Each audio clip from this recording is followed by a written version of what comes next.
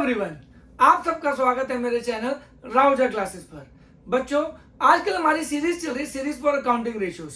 इसकी video number 10 तक मैं अपलोड कर चुका हूं।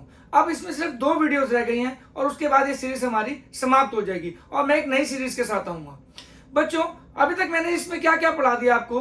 प्रॉफिटेबिलिटी रेशियोज के बारे में पढ़ा दिया, लिक्विडिटी रेशियो के बारे में पढ़ा दिया, टर्नओवर रेशियो के बारे में पढ़ा दिया और लास्ट हमारी सॉल्वेंसी रेशियो चल रही है। वीडियो नंबर 10 में मैंने आपको डेट इक्विटी रेशियो बताई थी।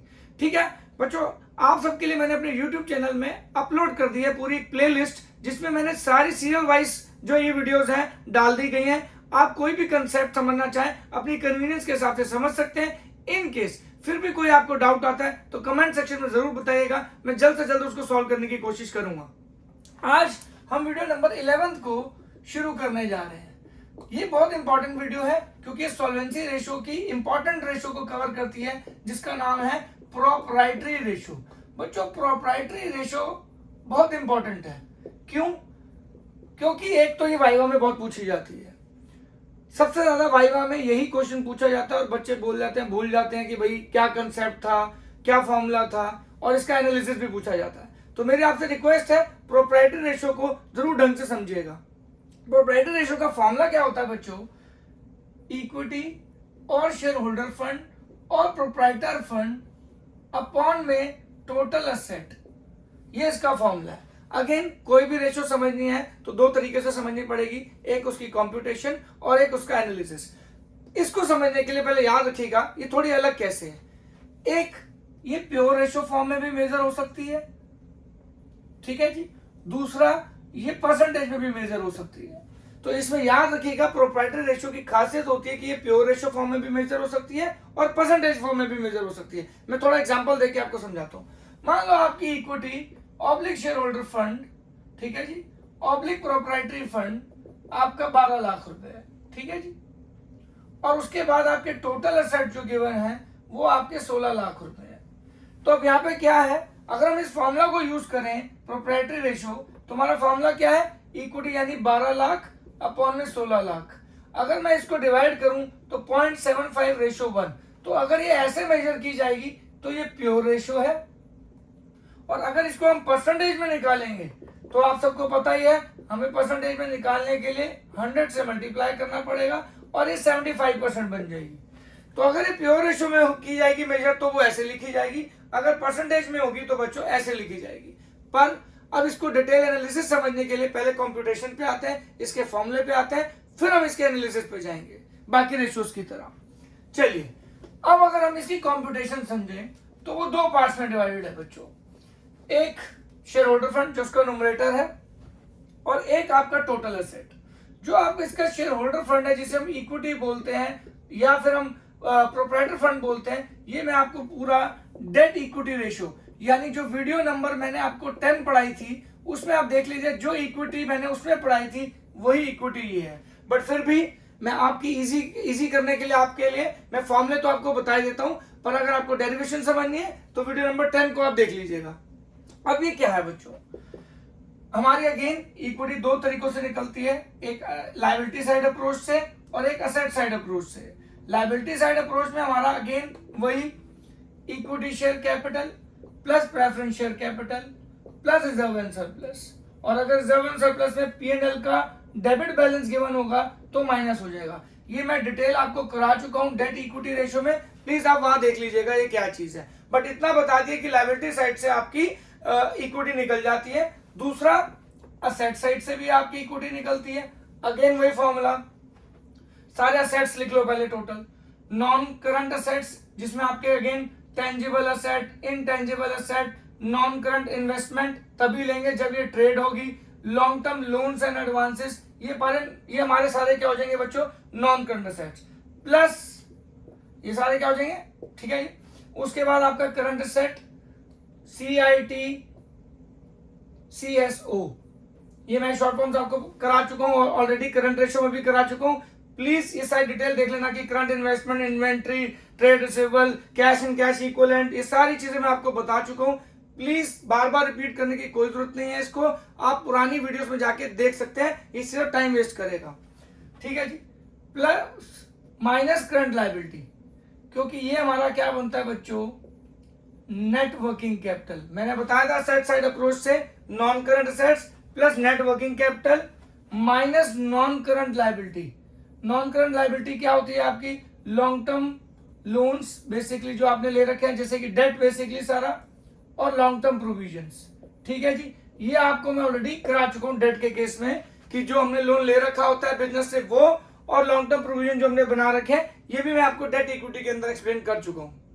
तो मेरी एक रिक्वेस्ट आपसे बार बार ये रहेगी कि इस रेशो के समझने के लिए आपको वीडियो नंबर 10 को ढंग से देखना बहुत जरूरी है। अगर हम यहाँ पे ये देख लेते हैं कि लायबिलिटी साइड है, ये सेट साइड है, और हमने इक्विटी निकाल ली, तो ये हमारी कंपटीशन यहाँ पे कंप्लीट हो जाती है। अब आ जाओ टोटल असेट। बच्चों यहाँ पे टोटल असेट का जरूर एक कैच है। इक्विटी में तो ज्यादा कोई कैच नहीं था, बट यस टोटल असेट में एक कैच है। वो कैच क्या है मैं आपको बताने जा रहा हूं। टोटल असेट में बच्चों यहाँ पे क्या है कि आपको सारे असेट्स लेने हैं। सारे मीन सारे। जैसे करंट रेशो के अंदर हम क्या करते थे, करंट असेट्स जब लेते थे तो आपको याद होगा हम एक्सक्लूड करते थे loose tools and spare parts, but as such इसके केस में हमने ऐसा कुछ भी नहीं करना है। हमें कोई भी चीज एक्सक्लूड नहीं करनी है, हमें सारे टोटल असेट्स को कवर करना है। ठीक है जी, तो यहाँ पे टोटल असेट्स का क्या फॉर्मूला होगा? नॉन करंट असेट्स, जिसमें आपके टेंजेबल असेट्स सारे आ जाएंगे, property plant equipment fix asset जितने भी हैं। ठीक है जी, इनटेंजेबल असेट्स, उसके बाद आपका नॉन करंट इन्वेस्टमेंट्स। रिमेंबर इसमें ट्रेड इन्वेस्टमेंट वाला कंसेप्ट भी नहीं लगेगा। जब हम यहाँ टोटल असेट की कैलकुलेशन कर रहे हैं तो ट्रेड इन्वेस्टमेंट का भी कोई भी फंडा नहीं लगेगा इस फॉर्मूले के अंदर। तो प्रोप्राइटरी रेशियो में जब टोटल असेट आता है तो वहां पे हम नॉन करंट इन्वेस्टमेंट्स में ये नहीं चेक करते कि वो ट्रेड है या नॉन ट्रेड है, हम पूरी की पूरी इसको यहाँ पे ऐड कर लेते हैं। ठीक है जी, उसके बाद long term loans and advances, यहाँ पूरा का पूरा आ जाएगा जो हमने लोन दे रखे हैं, जो हमने लोन दे रखे हैं, long term loans and advances. ठीक है जी, ये आपके हो गए नॉन करंट असेट्स प्लस आपके करंट असेट आ गए। करंट असेट आपके क्या होंगे? Again CITCSO। ठीक है जी, करंट इन्वेस्टमेंट, इन्वेंट्रीज। यहां पे जो इन्वेंट्रीज हैं बच्चों वो including loose tools and spare parts है। पॉइंट टू बी नोटेड, ये इंक्लूड करेगी loose tools and spare parts. Current ratio जब हम कैलकुलेट करते हैं वहां पे जब हम इन्वेंट्री लेते हैं तो इसे एक्सक्लूड करते हैं, बट हम जब प्रोप्राइटरी रेशियो ले रहे हैं और वहां टोटल असेट कैलकुलेट कर रहे हैं तो रिमेंबर दैट हम यहाँ पे इंक्लूड कर रहे हैं loose tools and spare parts. I repeat, loose tools and spare parts include करते हैं। तो यहाँ पे दोनों ऐड करके हम टोटल असेट लेते हैं, और इस जब दोनों चीजें आ गई तो उसके बाद उसको परसेंटेज में भी निकाल सकते हैं और फिर प्योर फॉर्म में भी निकाल सकते हैं। ये हुई इसकी कंप्यूटेशन। अब सवाल उठता है कि इसका मतलब क्या है। तो जो प्रोप्राइटरी रेशियो का मतलब क्या है कि अगर हमारे पास से 16 लाख के असेट है टोटल, तो उसमें 12 लाख क्या लगा हुआ है? इक्विटी शेयर का लगा हुआ है। अब अगर ये ज्यादा आती है तो क्या प्रॉब्लम है, कम आती है तो क्या प्रॉब्लम है, बहुत ज्यादा है तो क्या प्रॉब्लम है? अगर ये ज्यादा है, जैसे कि मान लो ये 0.75 जो मैंने एग्जांपल लिया था, 12 लाख लगा हुआ है टोटल इक्विटी का 16 लाख के टोटल असेट में, यानी डिबेंचर को, यानी कि जो डेट है, जो हमारे आउटसाइडर्स हैं जिससे हमने लोन ले रखा, उनको एक सुकून है, एक मार्जिन ऑफ सेफ्टी है कि भाई 16 लाख में टोटल असेट में इक्विटी शेयर होल्डर का पैसा लगा हुआ है, इक्विटी का पैसा लगा हुआ है, ओनर का खुद का पैसा लगा हुआ है। अब उससे उसको एक सिक्योरिटी मिल जाती है कि भाई इस कंपनी को लोन, इस बिजनेस को लोन आप दे सकते हो। तो यहाँ एक एडवांटेज है कि सामने वाले को लोन देते वक्त दिक्कत नहीं लगेगी, क्योंकि उसे पता है ओनर का खुद का पैसा भी लगा हुआ है। अगर ये रेशो कम है, मान लो ये रेशो क्या है जी, आप इसको मान लो 4 लाख है और यहाँ 16 लाख है, यानी ओनर का खुद का पैसा ही नहीं लगा हुआ, यानी वो सारा किसका पैसा लगा रहा है? बाहर का, आउटसाइडर का, लोन का, डेट का। अब इससे क्या, यानी कि वो ट्रेडिंग ऑन इक्विटी को यूज कर रहा है। अब ट्रेडिंग ऑन इक्विटी मेरी प्लेलिस्ट में एक अलग पूरी वीडियोस हैं, 2 वीडियो, आप उसको देख सकते हैं अगर आप समझना चाहें कि वो ट्रेडिंग ऑन इक्विटी का कंसेप्ट क्या है। बट यहाँ पे अगर ये रेशियो लो है, मतलब ओनर ने पैसा कम लगा रखा है टोटल असेट के वक्त, यानी बाहर वालों का पैसा ज्यादा लगा हुआ है, बोरोड फंड जो है वो ज्यादा लगा हुआ है, यानी ट्रेडिंग ऑन इक्विटी बहुत ज्यादा तरीके से यूज हो रखी है। तो कहीं ना कहीं लेंडर को एक डर रहेगा कि अगर ये बिजनेस इंसॉल्वेंट हो गया, भैया मेरा पैसा भी जाएगा। उसके पास मार्जिन ऑफ सेफ्टी नहीं है, क्योंकि ओनर ने खुद ने अपना पैसा इन्वेस्ट बिजनेस में नहीं कर रखा है। और अगर ये बहुत ज्यादा हाई रेशियो है तो भाई साहब तब भी नुकसान है, क्योंकि बिजनेस की जो प्रोपोर्शन है, कैपिटल स्ट्रक्चर है, वो अच्छा नहीं बना हो। मान लो यहाँ पे 16 लाख रुपए है और 16 लाख का 16 लाख ही, या इसको ऐसे बोलें कि 15 लाख रुपए है और 16 लाख रुपए का टोटल एसेट है। अब 16 लाख के टोटल एसेट में से अगर 15 लाख इक्विटी का ही लगा है तो आपने कुछ बोरो कर ही नहीं रखा। और मैंने आपको डेट इक्विटी में बताया था एक सही रेशो आइडल, वैसे तो सिचुएशन टू सिचुएशन डिफर करती है, बट नॉर्मल सर्कमस्टांसेस में 2:1 होनी चाहिए, यानी हर 2 रुपए के डेट के लिए 1 रुपए की इक्विटी होनी चाहिए। पर यहाँ तो ऐसा बिल्कुल भी नहीं है। तो आपको समझना पड़ेगा प्रोप्राइटरी रेशो का जो सिग्निफिकेंस है वो बहुत बड़ा है, उसका एनालिसिस बहुत इंपॉर्टेंट है, क्योंकि वो ये आपके बिजनेस को बताता है कि आपको अपने कैपिटल स्ट्रक्चर को किस तरीके से यूज करना है। और सामने वाले से जो बोर्ड फंड है उसको भी एक सुकून मिलता है कि इस रेशो को देख के कि भाई ओनर कितना इंटरेस्टेड है इस बिजनेस में। तो इस रेशो का जो यूज है वो आपके बिजनेस के लिए, आपका कैपिटल स्ट्रक्चर बनाने के लिए बहुत इंपॉर्टेंट है, along with debt equity ratio. तो ये दोनों रेशोस को बहुत ज्यादा यूज करती है एक बिजनेस अपने कैपिटल स्ट्रक्चर को ऑप्टिमम कैपिटल स्ट्रक्चर पहुंचने तक के लिए। आई होप ये रेशो आपको अच्छे से समझ आई होगी। चलिए बच्चों, अब हम इसकी नेक्स्ट रेशो समझने की कोशिश करते हैं। अब हमारा सॉल्वेंसी के अंदर देखा जाए तो मैंने आपको 2 रेशोस करा दी। पहली डेट इक्विटी कराई थी जो वीडियो नंबर 10 में कराई, और इस वीडियो नंबर 11 में मैंने आपको करा दी प्रोप्राइटरी रेशो। और ये दोनों रेशो कैपिटल स्ट्रक्चर बनाने के लिए बहुत इंपॉर्टेंट है। अब आज हम इसके अंदर तीसरी रेशो को कवर करने की कोशिश कर रहे हैं जो कि बड़ी इंपॉर्टेंट रेशो है। ठीक है जी। अब इसमें क्या है, ध्यान रखिएगा, इस रेशो का नाम है total asset to debt ratio. अब बाकी रेशोस की तरह पहले किस फॉर्म में मेजर होती है वो समझना बहुत जरूरी है। ये प्योर रेशो की तरह मेजर होती है बच्चों, total asset to debt ratio. अगर हम इसकी कंप्यूटेशन समझें तो 2 पार्ट डिवाइड होते हैं, एक टोटल एसेट और एक डेट। रिमेंबर टोटल एसेट जो मैंने अभी आपको डेट प्रोप्राइटरी रेशो के अंदर मैंने आपको क्या पढ़ा है, प्रोप्राइटरी फंड्स अपॉन में टोटल एसेट। तो ये बिल्कुल सेम है बच्चों, ये टोटल एसेट और ये टोटल एसेट जो मैंने लास्ट रेशो में करा है एग्जैक्टली कॉपी पेस्ट है, कोई फर्क नहीं है उसमें। और डेट, जो डेट इक्विटी के अंदर मैंने आपको पढ़ाया था, यानी डेट क्या था, long term borrowings plus long term provisions, यानी कि नॉन करंट लायबिलिटी, यानी कि जो 1 साल से ज्यादा हमने पे ऑफ करना है, 1 साल जिसका टाइम पीरियड, हम जो ऑब्लिगेशन हमारे बिजनेस को 1 साल के बाद पे ऑफ करनी है, that is called as non current liability. तो इसमें लॉन्ग टर्म बोरोइंग्स जिसमें debenture, mortgage loan, public deposit plus long term provision जो हम एस्टिमेट कर रहे हैं, वो लायबिलिटी जो पक्का पे करनी ही करनी है बट अमाउंट सर्टेन नहीं है। ये मैंने डेट इक्विटी रेशो में बहुत अच्छे से एक्सप्लेन कराया था, आप प्लीज वीडियो नंबर 10 को जरूर देख लीजिएगा इस पूरी वीडियो को और बेहतर अंडरस्टैंडिंग के लिए। तो ये दोनों ऐड कर देंगे तो हमारा डेट हो जाएगा।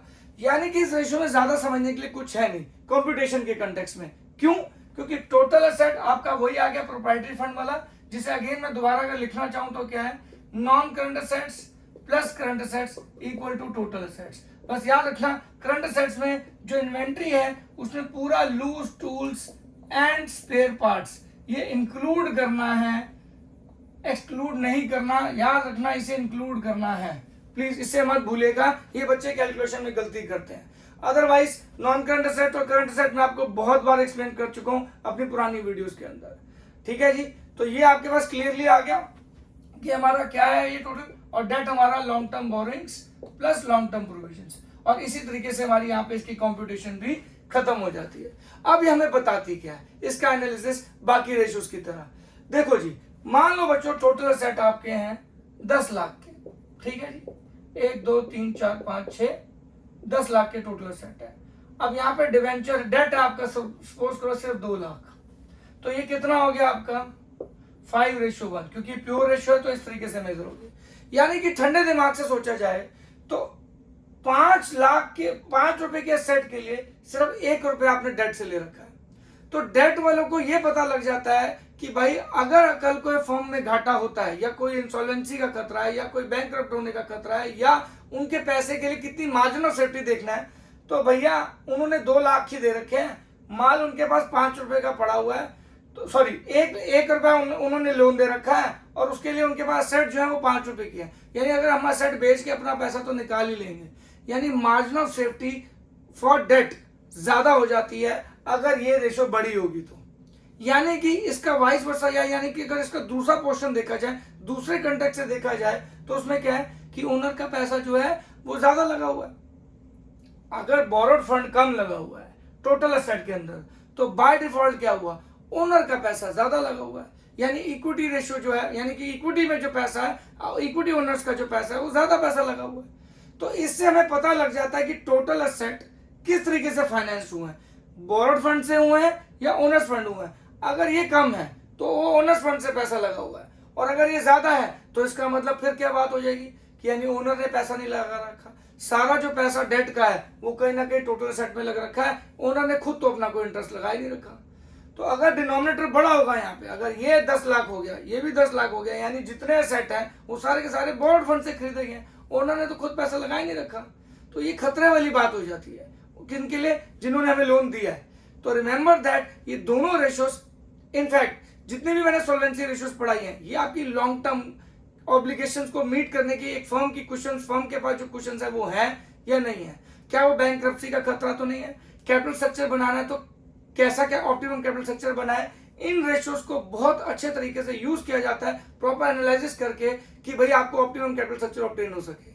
आई होप आज का सेशन आपको पसंद आया होगा, और अगले सेशन में मैं फटाफट इस पर्टिकुलर सीरीज को खत्म कर दूंगा और फिर जल्दी नई सीरीज के साथ पे आऊंगा आपके साथ। तब तक के लिए नमस्कार, जय हिंद।